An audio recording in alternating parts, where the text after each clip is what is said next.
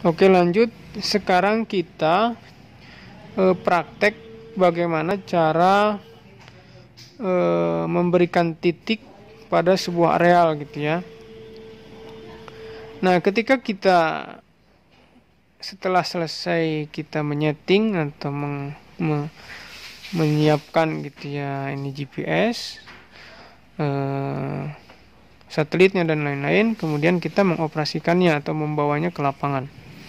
Nah, biasa saya itu kalau memakainya ya di menu map gitu ya. Nah, ini setelah begini, kemudian tinggal ke lapangan gitu ya. Nah, kayak gitu.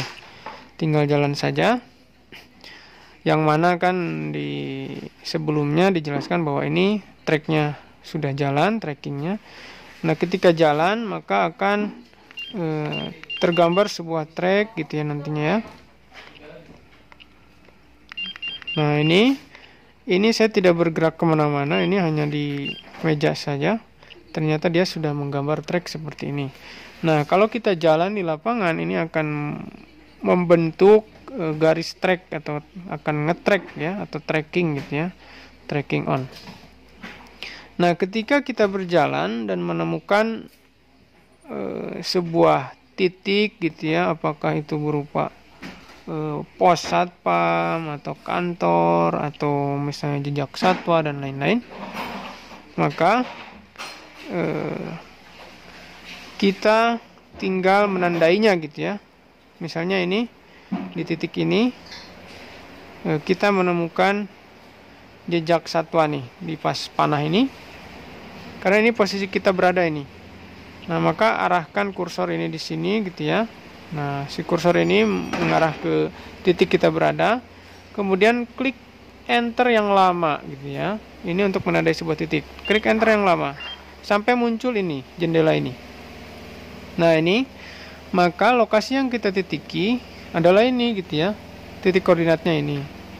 Nah, kalau mau mengedit nama, maka arahkan kursor ini. Ini kan kursor nih. Nah, ini sampai kuningnya itu ke atas gitu ya, gerak ke atas. Kemudian ubahlah nama ini. Kalau tidak diubah, sebenarnya dia ada mode default atau otomatis dengan angka-angka seperti ini gitu ya. Tapi dengan angka ini kadang bingung gitu ya. Supaya tidak membingungkan, maka kita harus punya metode penamaan sendiri untuk survei tertentu atau praktikum lapangan tertentu gitu ya. Misalnya namanya mau apa ya, A1 misalkan, ini titik 1 gitu ya. Nah, 5-nya mau dibuang, maka tinggal arahkan panah supaya melewati 5. Kemudian arahkan kursor ke ini. Arahkan kursor ke logo delete ini, yang ini nih. Ini. Arahkan ke situ ya. Delete. Nah, maka angka 5-nya sudah tidak ada. Dan setelah itu jangan lupa arahkan kursor ke tombol done ini. Done ya. Dan klik done. Oke, maka nama sudah berubah. Kemudian setelah itu, nah, jangan lupa done. Nah, ini ya. Kalau tidak diklik done, hanya ngeklik enter aja lama, setelah itu berangkat lagi gitu ya, tidak mengklik done ini, maka titik yang kita buat tidak akan tercatat di GPS ini gitu ya. Dan nah itu. Maka hasilnya mana gitu ya, hasil penitikan kita. Coba di zoom ya. Nah, ini ya. Ketika di peta dilihat gitu ya, kalau hasil marking atau penandaan kita ini ada kan mark ya. Mark atau enter, hasil penandaan titik kita ini sudah berhasil ditandai, maka di sini akan muncul sebuah gambar ya. Seperti ini. Sebenarnya gambarnya bisa dipilih nih. Gambar ini ya. Mau gambar rumah atau gambar apalah sesuai keinginan. Nah, untuk ngeceknya benar nggak sih ini titik yang kita buat, informasinya apa saja yang ada di titik itu, maka tinggal enter saja nih. Arahkan kursor ke sini ya untuk mengetahui titik yang kita buat. Maka di sini akan muncul di atas ini adalah titik yang kita buat tadi, A1. Tapi kalau kursornya jauh gitu ya, maka di sini hanya muncul informasi titik koordinat. Nah, informasi titik koordinat ini adalah informasi titik koordinat di mana kursor ini berada. Nah, sedangkan kalau kursornya digerakkan gitu ya. Nah, gerakan ke sini gitu ya. Nah, arahkan. Nah, muncul A1. Nah, A1 ini maksudnya adalah si titik ini gitu ya, sebagaimana kursor tunjukkan. Tinggal enter. Nah, inilah informasi titik yang telah kita buat tadi. Gitu ya. Jadi informasinya dibuat tanggal berapa ya, ketinggian berapa, jarak berapa. Nah, ini jarak ini, distance ini ya lokasi kita terhadap titik yang dibuat tadi gitu ya. Seperti itu ya. Nah, di GPS ini tercatat gitu ya pembuatannya kapan dan lain-lain. Kemudian titik di lapangan dengan titik yang di Karang, misalnya kita ada di Bogor, kemudian titiknya kita areal kita di Kalimantan, maka titiknya bikin sajalah di Bogor gitu ya, di Karang GPS-nya dari Bogor. Maka biasanya yang tidak muncul adalah ketinggian ini, informasi ketinggian gitu ya. Ini akan 0 gitu kalau titiknya ngarang, tidak real time gitu ya. Sekali lagi, kalau titik kita ngarang nih, kita berada di Bogor, kemudian lokasi yang akan kita titikkan di Kalimantan, titikkan saja gitu ya dari Bogor, maka titik yang di Karang itu tidak membawa GPS ke lapangan gitu ya. Maka yang muncul nanti hanya sebagian informasi saja.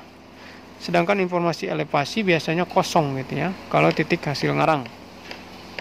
Gitu ya. Ayam, Bi. Nah, seperti itu untuk penggunaan GPS. Ya,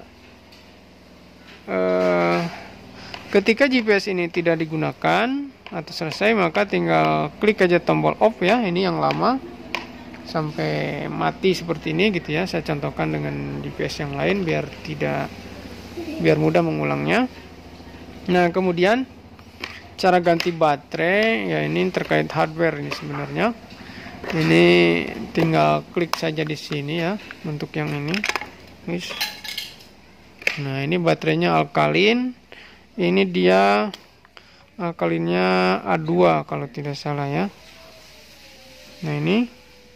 Nah, ya, size-nya adalah A2. AA gitu ya. Nah, ini atau baterai jam dinding lah secara umum. Kemudian ketika masang baterai harus dilihat ini ada tanda positif negatifnya, jangan sampai terbalik. Ini ada negatif, ini positif gitu ya, positif negatif. Maka yang positif ini yang menjendol gitu ya, negatif ini yang datar. Tinggal pasang saja sebanyak 2 buah. Kemudian kita tutup gitu ya.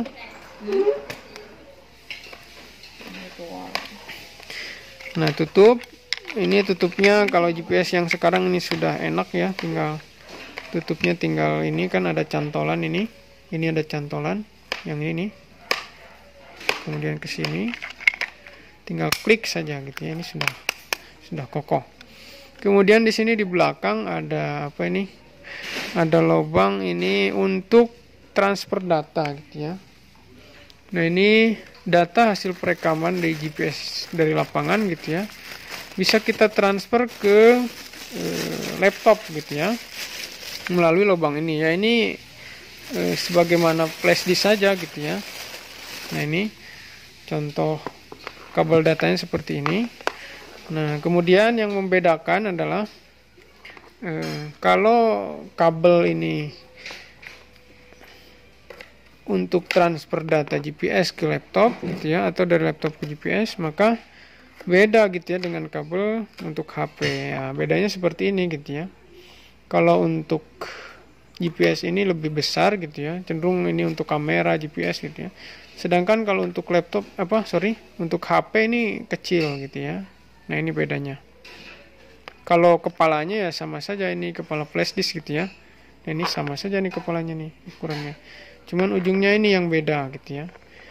Nah, jadi harus hati-hati ketika kita membeli atau meminjam dan lain-lain terkait kabel data GPS, harus dicek ininya gitu ya, apakah pas atau tidak ke sini gitu ya. Dicolokin saja buat ngeceknya gitu ya. Jangan sampai kita sudah ke lapangan tapi ternyata kabel datanya tidak sesuai, akhirnya di lapangan kita kesusahan untuk transfer data. Nah, ini ya lubangnya ya untuk ngecek sesuai atau tidak. Sorry, ini pencahayaannya. Tinggal klik saja. Nah, kalau ini sudah pas nih, tinggal colokin ke laptop gitu ya, seperti itu. Enggak, cuma cincang. Itu tutup ya. Nah, kemudian di lapangan ketika bawa GPS ini, emang GPS ini disetting sebenarnya untuk tahan air, cuman tahan airnya hanya ya air yang misalnya hanya gerimis-gerimis kecil saja gitu ya. Sedangkan kalau sampai hujan besar gitu ya, atau sampai tenggelam gitu ya, ya mati juga gitu ya. Jadi ya semi waterproof lah gitu ya GPS ini. Ya untuk amannya ya ketika ke lapangan kita bawa plastik dan sebagainya untuk jaga-jaga ketika hujan ini tidak terkena hujan gitu ya. Nah itu kemudian yang bagus itu ya ada talinya seperti ini gitu ya. Semua aja. Nah ini dikasih Semua tali. aja. Dengan dikasih tali ini ya lebih aman gitu ya. Ketika kita pegang-pegang ini mau jatuh dan lain-lain, maka tinggal pegang talinya gitu ya.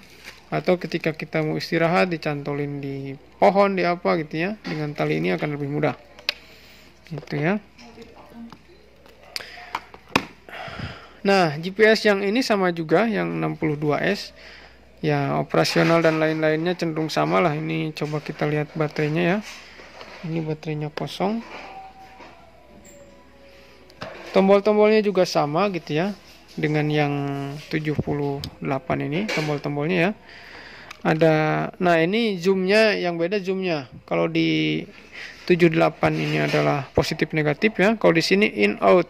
Kalau ini nih positif, out ini negatif gitu ya. Yang lain-lainnya mark, weight ya. Nah ini kalau di 78 ini tulisannya enter gitu ya, tapi di bawahnya ada tulisan mark ini, yang ini nih. Nah sedangkan di 62 ini tulisannya hanya mark saja gitu ya. Kemudian quit ini sama. Nah ini ya bedanya ya, kalau di 62S ini ada mark, ada enter terpisah. Tapi kalau di 78 mark sama enter sama gitu ya. Nah itu tinggal klik-klik saja lah gitu ya. Kemudian ini ada menu, ada page ini, dan juga ada kursor ini, pengarah kursor ya, seperti itu. Ini sama gitu ya. Nah ini penyimpanan, ini ada tempat buat memory card ya, atau kartu memori nih. Nah ini bisa kita simpankan kartu memori, sehingga nyimpannya nanti bisa milih gitu ya, apakah di memori atau di internal GPS. Nah itu ya, sebenarnya seperti ini tadi kosong gitu ya memorinya, tetapi internalnya masih banyak gitu ya, space internalnya, penyimpanan internalnya masih banyak, sehingga aman saja.